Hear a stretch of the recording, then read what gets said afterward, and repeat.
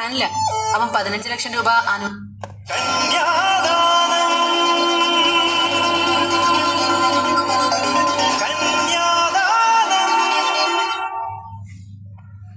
വിനയനെന്തിനാ അവിടെ വന്നത്? ചീരുവിന്റെ കാര്യം സംസാരിക്കാനാണോ? അവന്റെ ഉദ്ദേശം തന്നെ ചീരുവായിട്ട് എങ്ങനെയെങ്കിലും അടുക്കാന്നാണല്ലോ. അവന് കമ്പനിയിൽ എന്തെങ്കിലും ജോലി കൊടുക്കുമെന്ന് ചോദിച്ചാ വന്നത്. ജോലി? അവനവിടെ എന്ത് ജോലി കൊടുക്കാനാ? അവൻ പഠിച്ചൊരു ജോലി ഉണ്ടല്ലോ, അത് ചെയ്താ പോരെ? ദാസങ്ങളത് ചോദിച്ചതാ. ഈ ഫോൺ കമ്പനികൾക്കൊക്കെ സർവീസ് സെന്റർ ഉള്ളതുകൊണ്ട് സ്വന്തമായിട്ട് റിപ്പയറിംഗ് സെന്റർ തുടങ്ങിയിട്ട് വലിയ കാര്യമൊന്നുമില്ല അത്രേ. ഒരു മൊബൈൽ ഷോപ്പ് വാങ്ങിക്കാന്നൊക്കെയുള്ള പ്ലാനില്ല അവൻ 15 ലക്ഷം രൂപ അനുവിന്റെ കയ്യിൽ നിന്ന് വാങ്ങിച്ചുകൊണ്ട് പോയത്. ആ പണം മുഴുവൻ ദുബായിൽ കൊണ്ട് കളഞ്ഞില്ലേ അവൻ.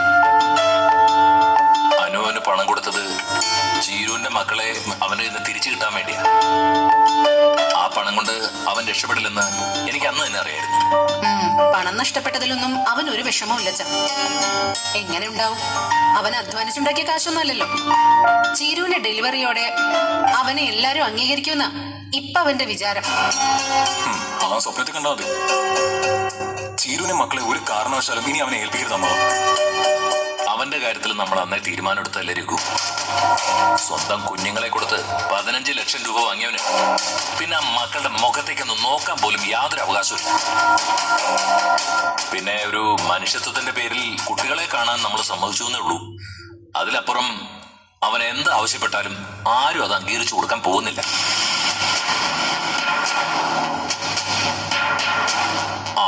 നിന്നോട് ഞാൻ രാവിലെ ഒരു കാര്യം ചോദിക്കണമെന്ന് വിചാരിച്ചോളൂ. ആദിയുടെ ആ കേസ് എന്തായി? നീ പിന്നെ അതിനെ കുറിച്ച് വല്ലതും അന്വേഷിച്ചോ? ഇല്ലമ്മോ, അവനിപ്പോ ജയിലിലാണെന്നറിയാം. അതിൽ കൂടുതലൊന്നും നമ്മൾ അന്വേഷിക്കേണ്ട കാര്യമില്ലല്ലോ. ഇല്ല, അവനിനി എന്തൊക്കെ തന്നെ സംഭവിച്ചാലും നമ്മൾ അന്വേഷിക്കേണ്ട കാര്യമില്ല. അത് കഴിഞ്ഞ അധ്യായം.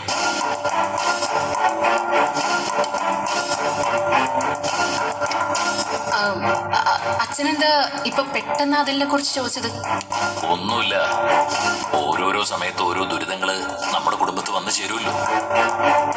അതുപോലെ തന്നെ ആയിരുന്നല്ലോ ആദ്യം. രഘു, നീ എന്തായാലും ഒന്ന് ശ്രദ്ധിക്കണം. സ്വർണം കടത്താനും ഒരാളെ കൊല്ലാനും മടിയില്ലാത്തവന് അത്തരത്തിലുള്ള കൂട്ടാളികളും ഉണ്ടാവും. ആ സ്വർണത്തിന്റെ കാര്യം ചോദിച്ച് അവരിൽ ആരെങ്കിലും അവൻ വീണ്ടും നിന്റെ അടുത്തേക്ക് അയക്കാനുള്ള എല്ലാ സാധ്യതയുണ്ട്. ഇല്ലമ്മോ, അതിനൊന്നും ഒരു ചാൻസും ഇല്ല. കൊലപാതക കേസിൽ അകത്തായവന്റെ കൂടെ ഇനി ആരും നിൽക്കാൻ സാധ്യതയില്ല. ആ, എങ്കിൽ നല്ലത്.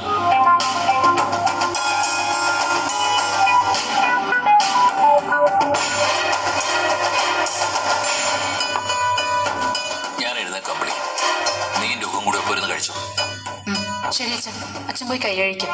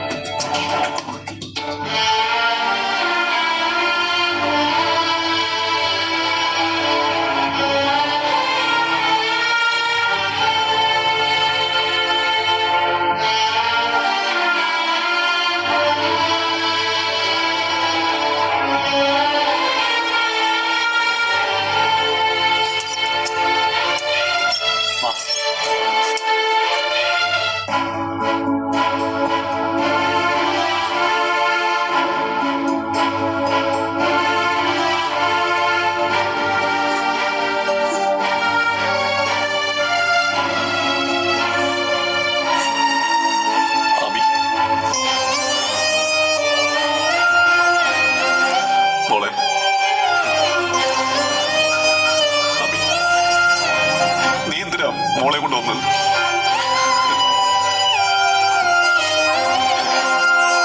ആദിക്ക് മോളെ കാണണ്ടേ? മോൾക്ക് അച്ഛനെ കാണണമെന്ന് പറഞ്ഞു. മോളെ മോളെ പൊന്നു മോളെ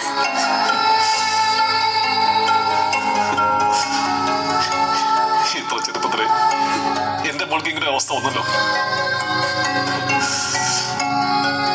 അച്ഛനെ കാണാൻ ജയിലിൽ വരേണ്ടി വരിക.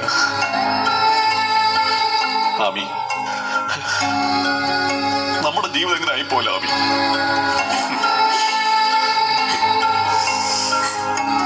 ഇനി അതൊക്കെ പറഞ്ഞിട്ട് എന്തിനാ?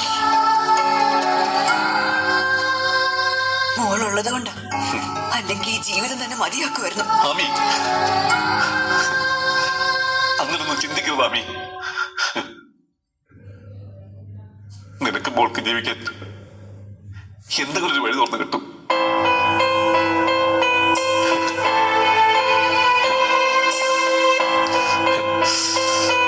മോളുടെ ട്രീറ്റ്മെന്റ് എങ്ങനെയെങ്കിലും കംപ്ലീറ്റ് ചെയ്യണം.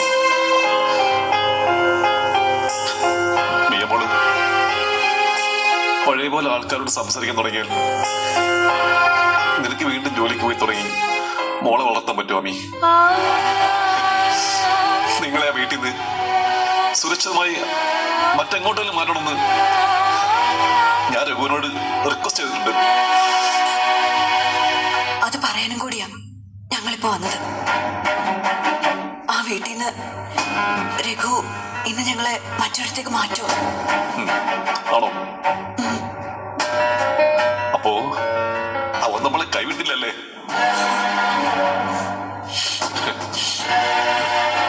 രഘു നമ്മുടെ കൂടെ ഉണ്ട് അമ്മി, നമ്മുടെ കൂടെ തന്നെ ഉണ്ട്. രഘുവിനെ വിശ്വസിക്കാം, അവൻ നല്ലവനാ. അവനും ഉണ്ട് നമ്മുടെ കുഞ്ഞിനെ പോലെ ഒരു മോള്. രഘു നിങ്ങൾക്ക് തുണയാവോ അമ്മി? രഘു നിങ്ങൾ എങ്ങോട്ടാ മാറ്റുന്നത് പറഞ്ഞു? സ്ഥിരമായിട്ടൊരു സ്ഥലമൊന്നുമില്ല. അങ്ങനെ ഒരു സ്ഥലം എളുപ്പം കിട്ടില്ല എന്ന് പറഞ്ഞിരുന്നു. തൽക്കാലം മോളെ ട്രീറ്റ്മെന്റിനൊക്കെ കൊണ്ടുപോകാൻ പറ്റുന്നൊരു സ്ഥലമാണെന്നേ പറഞ്ഞുള്ളൂ. അതിൽ കൂടുതലൊന്നും ഞാൻ അന്വേഷിച്ചില്ല. വേണ്ട, നീ വഴിയാകരമായി പോകാതിരിക്കാൻ ഒരാളൊരു വഴി കാണിച്ചിരുമ്പോ വിശ്വസിച്ച് കൂടെ പോകാനല്ലേ പറ്റൂ. പേടിക്കണ്ട അമ്മി, രഘു എന്തായാലും സുദർശനെ പോലെ ആവില്ല. അറിയാം, ഈ ലോകത്ത് നല്ല മനുഷ്യരുണ്ടെന്ന് ആ മനുഷ്യനിലൂടെ എനിക്ക് മനസ്സിലായത്. രഘു പുറത്ത് ഞങ്ങളെ കാത്തു നിൽക്കുന്നുണ്ട്. ഇപ്പൊ തന്നെ ഞാനും മോളും അദ്ദേഹത്തിനോടൊപ്പം തന്നെ പോവും. ശരി, ഓക്കോ, ഇനി നിൽക്കണ്ട, വേഗം പൊക്കോ. ആദിക്ക് ഞങ്ങൾ പറഞ്ഞേക്കും ധൃതിയായോ? അതല്ല അമ്മി, ടൈം കഴിഞ്ഞ വാർഡനെ നിങ്ങളുടെ മുന്നിൽ നിന്ന് ബലമായിട്ട് പിടിച്ചോണ്ട് പോകുന്നത് അത് നിങ്ങൾ കാണേണ്ടി വരില്ലേ? അതാ അതാ അമ്മി. ശരി മോളെ, അച്ഛനൊരു ഉമ്മ കൊടുക്കും മോളെ. മോളെ, പൊന്നു മോളെ. അമ്മി,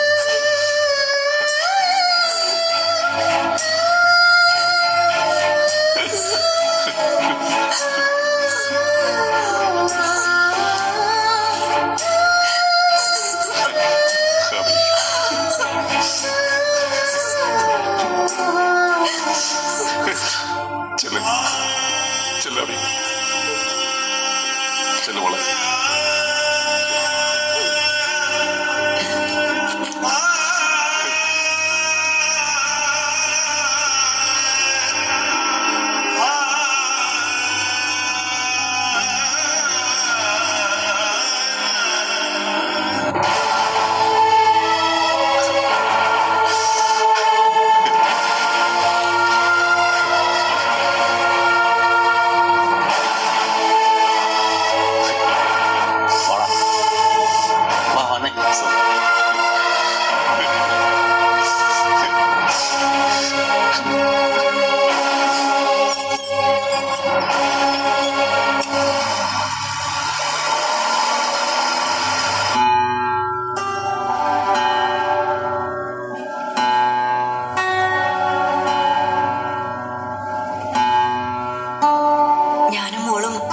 രഘുവേട്ടന്റെ കൂടെയാണ് പോകുന്നതെന്ന് അറിഞ്ഞപ്പോ ആദിക്ക് വലിയ ആശ്വാസമായി.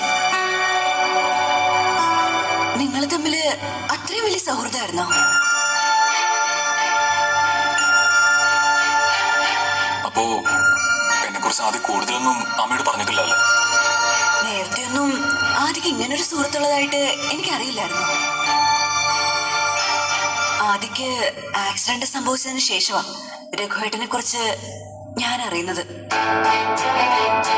അന്ന് ന്യൂസിലൊക്കെ ഉണ്ടായിരുന്നല്ലോ, രഘുവേട്ടന്റെ വണ്ടിയിലാണ് ആദി സ്വർണം കൊണ്ടുപോയെന്നൊക്കെ.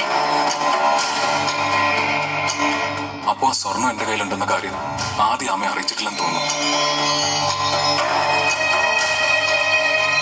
അന്ന് നിങ്ങള് പരിചയക്കാരാണെന്നൊന്നും എനിക്കറിയില്ലായിരുന്നു. ആദി ഹോസ്പിറ്റലിൽ നിന്ന് ഇറങ്ങിയ ശേഷം രഘുവായിട്ട് നേരത്തെ പരിചയം ഉണ്ടായിരുന്നെന്നും ബാധ്യത തീർക്കാനുള്ള പണം രഘു നമുക്ക് വാങ്ങിച്ചു തരുമെന്നൊക്കെ പറഞ്ഞത്.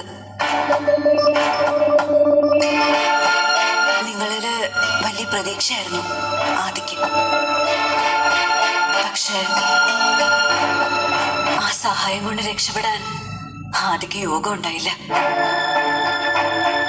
വിഷമിക്കണ്ട, എല്ലാം ശരിയാവും.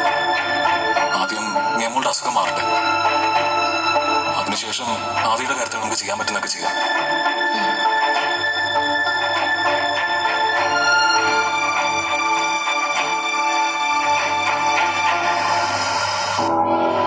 ഇപ്പൊ നമ്മള് എങ്ങോട്ടാ പോകുന്നേ? ഇത്ര പെട്ടെന്നൊരു താമസ സ്ഥലം കണ്ടുപിടിക്കാൻ രഘുവേട്ടൻ ഒരുപാട് ബുദ്ധിമുട്ടിട്ടുണ്ടാവല്ലോ. ഇപ്പോ സ്ഥിരമായി തങ്ങാനുള്ള ഒരു സ്ഥലം ഇതുവരെ കിട്ടിയിട്ടില്ല. ഇപ്പൊ പോകുന്ന ഒരു താൽക്കാലിക താവളത്തിലേക്കാണ്. പക്ഷേ അവിടെ നിങ്ങള് സുരക്ഷിതരായിരിക്കും.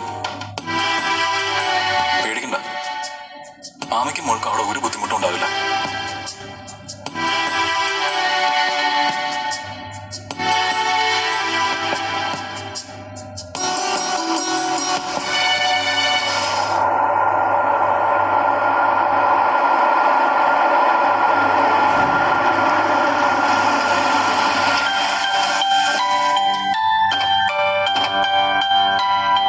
വാ മോളെ.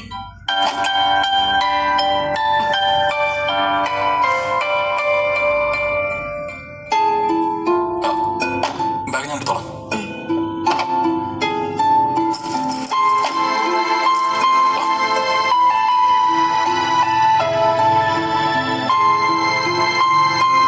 ആമി, വാ.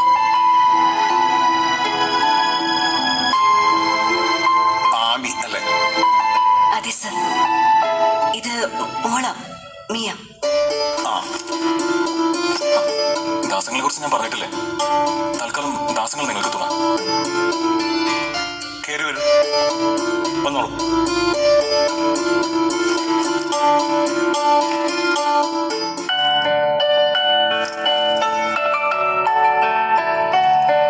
സുമേ, സുമേ, എന്താ സാറേ? ഇന്ന് നമുക്കൊരു ഗസ്റ്റ് ഉണ്ട്. ഇത് ആമിയും മിയയും. മോക്ക് വയ്യാത്ത കിടക്കേണ്ടി വരും. ഇവർക്ക് ആ ഗസ്റ്റ് റൂം ഒന്ന് തുറന്നു. ശരി, ഇങ്ങ തന്നേക്ക്. യാത്ര കഴിഞ്ഞ് വന്നാലേ മോളുടെ മുഖത്ത് അതിന്റെ ക്ഷീണമുണ്ട്. കുറച്ച് സമയം ഒന്ന് റെസ്റ്റ് ചെയ്യട്ടെ. ശരി, താങ്ക്സ്. ദാസങ്ങളിനെ കുറിച്ച് രഘുവേട്ടൻ പറഞ്ഞിട്ടുണ്ട്, പക്ഷെ ഇവിടേക്കാണ് വരുന്നതെന്ന് പറഞ്ഞില്ല.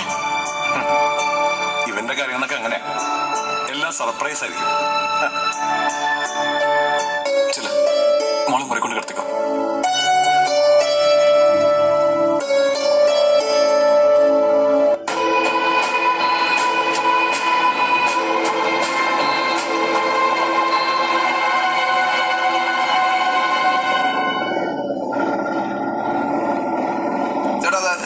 ഗേറ്റിനടുത്ത് മതി മതി മതി ചേട്ടാ.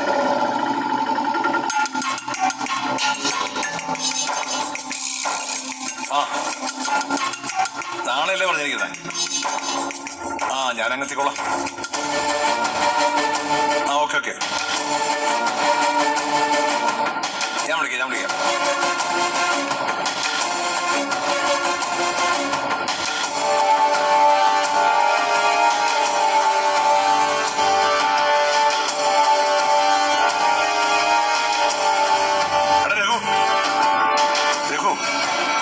എന്താ ദേ വിനയം വരുന്നുണ്ട്. വിനയനോ? ആ, നീ അവിടെ തന്നെ ഇരുന്നാ മതി. അവിടെ ഞാൻ പറഞ്ഞിട്ടുണ്ടോ? ആ ശരി. സാറേ